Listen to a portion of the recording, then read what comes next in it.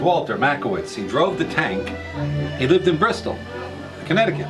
So he's driving the tank. They're blowing up this town in Germany. They knock off a wall on a building. Just a wall went down, side wall. On the desk is this accordion, all right? Now Walter played, but he's in Germany without an accordion. Jumps out of the tank, no helmet, no body armor, and he just goes and grabs the accordion. Everybody's screaming at him, gets back into the tank with the accordion, and he played for the troops at night on their journeys. Now, the family finds out, I get this, and they call me up and say, we got something else for you, a memorabilia. They gave me a piece of shrapnel they pulled out of Walter. He got blown up by a German 88 bomb. And feel it. It's heavy, dense metal. It's sharp as heck. Now, where would that hit you on your body and not kill you? Right? Think about it. Isn't that something? It's amazing. You got a Purple Heart for it. Did you ever feel a piece of shrapnel? Isn't it something? The purpose is very simple. It's search and rescue. What we're doing is trying to save part of a Americana, because these accordions have been around for 200 years. They went with us all over the country. They crossed the prairies. They went to war zones with people. They were there when families were celebrating, when families had deaths in the family.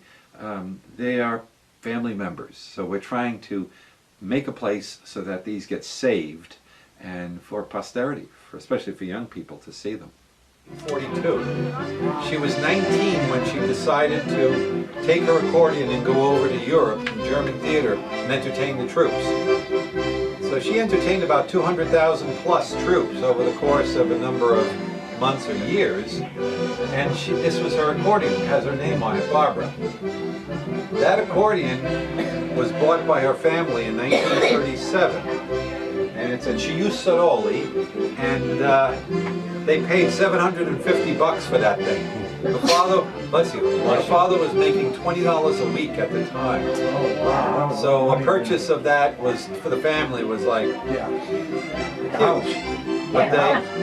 But what a commitment. Well, this takes us back a long way. I was 10 years old at the time, living on Long Island. My mother came to me one day and broke the news. She says, "You're going to learn how to play the accordion." And I remember it. I was just 10, but I said, "Mom, anything but that. Anything."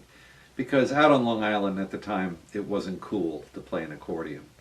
And I just couldn't imagine, oh my goodness, getting in front of a bunch of people and having to play. And I said, "Why do I have to do this?" And she said, "Because it's good, clean, and wholesome." She was worried, like a lot of parents are, what am I going to bond with? They're beauties. Like what's next to Don here, this Galizzi is just, and it plays. And these are, they're just, well, you said it, they're works of art. You know? So I played from 10 till I was just about 18, went to college, and put the accordion in the closet. Then, and I still don't know why, but 6 years ago I woke up one morning in Vermont, and I had this dream or this thought that I had to go and find an accordion. I made a few phone calls and found a guy that had a whole bunch of accordions up in Vermont, in the middle of Vermont, that same day. And I went in there and he had about 125 of them. And he said, "Go ahead, try one, try one." And I found one. So we do this, we do that, and you never know what you're touching because these things are loaded with memories. Yes, yes. They're packed, extremely dense. Because you don't take them out at funerals, usually. You take them out when you want to have fun. When somebody's going to get drunk. When somebody's going to do something wild and a crazy time. It's a good memory. And that's when it hit me. I said, look at what these things have done. They've gone with us into war zones. They've gone with us into a prison camp where you knew chances are you're going to get killed. And they brought comfort to people. That's when something snapped, something connected, I should say. And we had to keep going.